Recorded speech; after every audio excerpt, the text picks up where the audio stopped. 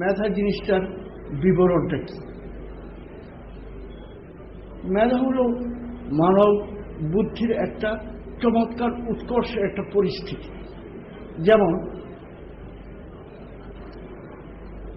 সব ছেলে তো একরকম হয় না, 5টা আঙ্গুল একরকম হয়, ছোট বড় হয়। এর মধ্যে থেকে বাছাই করে সবচেয়ে মেধাবী ছেলেরা নানা জায়গায় ছড়িয়ে পড়ে।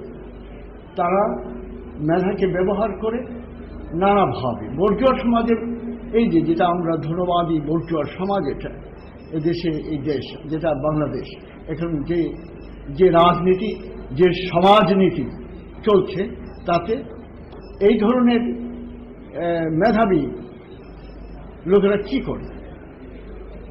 এই যে ছেলেরা বেরিয়ে যাবে তারা কি করে? তারা কি করবে? বর্জুয়া সমাজ মেধাকে ভালো কাজে লাগায় না, ভালো কাজে লাগায় না। বর্জুয়া সমাজের বর্জুয়া নীতির প্রধান কথা হলো কি কথা? যে তোমার বিক্রি করার কিছু আছে কিনা। হে ছেলেমেয়েরা, বর্জুয়া নীতির সবচেয়ে বড় কথা হলো তোমার বিক্রি করার কিছু আছে কিনা। তাহলে তোমার তো মেধা আছে। বর্জুয়া সমাজে মেধা কি কাজে লাগায়? কি কাজে লাগায়? সাধারণত সত্য যেটা সেটা হলো চর্যবৃত্তির কাজে লাগায়। তো এতে বাধা দেয় কে? কেউ কি বাধা দেয়? এতে বাধা দিবার কি কোনো নিয়ম আছে? এতে বাধা দিবার কি কোনো ক্ষমতা আছে, কোনো শক্তি আছে? আছে। এতে বাধা দেয় বিবেক এবং ধর্ম, এতে বাধা দেয় ইসলাম, এতে বাধা দেন আল্লাহ, এতে বাধা দেন রাসূলুল্লাহ সাল্লাল্লাহু আলাইহি ওয়াসাল্লাম। এই বাধার ফলে একটা অবস্থার সৃষ্টি হয়।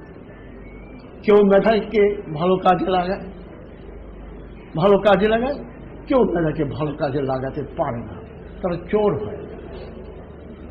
আর অনেক চোরের সাথে থাকলে ভালো মানুষ কি হয়? অনেক চোরের সাথে যখন থাকে ভালো মানুষ, তখন বর্জুয়া সমাজ তাকে ভালো লোক বলে না। এই কথাগুলো স্মরণ রাখতে হবে যে মেধা হলো একটা ধারালো ছুরির মতো। এ দিয়ে আপেল কেটেও খাওয়া যায়, আবার কারো বুকেও বসিয়ে দেওয়া যায়। ছুরির ধর্ম হলো কেটে যাওয়া, মেধার ধর্ম হলো কেটে বেরিয়ে যাওয়া। এখন তোমরা যে আজকে এই মেধাবী অবস্থার পরিচয় দিয়েছ, এতে অবশ্য সুখ পাচ্ছি আমরা যে মেধাবী ছেলে মেয়েরা বেরিয়ে যাচ্ছে আমাদের। এখন তোমাদের একমাত্র উপজীব্য হলো আল্লাহর ভয়, একমাত্র উপজীব্য হলো ইসলাম, একমাত্র উপজীব্য হলো এই যে ইনারা আগে বলেছেন পবিত্র কোরআন। তো এই বুর্জুয়া সমাজ, ধনবাদী শোষক সমাজ, এর হাত থেকে বাঁচাতে পারে আল্লাহর ভয়। তোমরা আল্লাহর ভয়ে ভীত হয়ে চলবে। একজন কবি হিসেবে, এদেশের একজন সামান্য লেখক হিসেবে এই হলো আমার মূল কথা। আমি মননশীল লেখক। মানুষের আগে ছিল মননশীল লেখকরা মানুষের বহিরঙ্গ নিয়ে লিখতেন, এখন ভেতর নিয়ে লিখি। মানুষের ভেতরে শয়তানের সাথে মানুষের যে লড়াই, সেই লড়াইয়ের কাহিনী লিখি। কেউ আমাকে গালি দেয়, কেউ আমাকে অভিনন্দন দেয়। তো আমার যা বক্তব্য আমি তো বলেছি। এখন ইসলামী ছাত্র শিবিরের সম্বন্ধে একটু বলি। আমি এদের ভালোবাসি,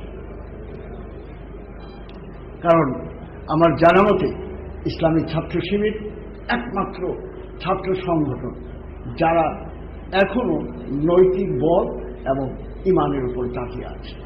আমি মনে করি এরা বিজয়ী হবে, ইনশাল্লাহ এরা বিজয়ী হবে। আপনাদের সকলকে ধন্যবাদ।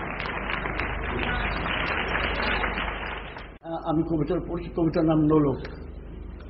আমার মায়ের সোনার নোলক হারিয়ে গেল শেষে, হেতাই খুঁজি হুতাই খুঁজি সারা বাংলাদেশে। নদীর কাছে গিয়েছিলাম, আছে তোমার কাছে, হাত দিও না আমার শরীর ভরা বোয়াল মাছ, বলল কেঁদে তিতাস নদী হরিণ বেড়ের মাঠে, সাদা পালক বকরা যেথায় পাক ছড়িয়ে থাকে। জল ছাড়িয়ে দল হারিয়ে গেলাম বনের দিক, সবুজ বনের হরিটিয়ে করে ঝিকমি। বনের কাছে মিনতি ফিরিয়ে দেবে ভাই, আমার মায়ের গয়না নিয়ে ঘরকে যেতে চাই। কোথায় পাবো তোমার মায়ের হারিয়ে যাওয়া ধন? আমরা তো সব পাক পাখালি বনের সাধারণ। সবুজ চুলে ফুল পিঁধেছি নুরব পরিণত, ফুলের গন্ধ চাও যদি নাও, হাত পাতো হাত পাতো বলে পাহাড় দেখায় তাহার আহার ভরা মুখ, হাজার হরিণ পাতার ফাঁকে বাঁকিয়ে রাখে মুখ। এলিয়ে খোপা রাত্রে ফের বাড়ালাম পা, আমার মায়ের গয়না ছাড়া ঘরকে যাব না। ধন্যবাদ।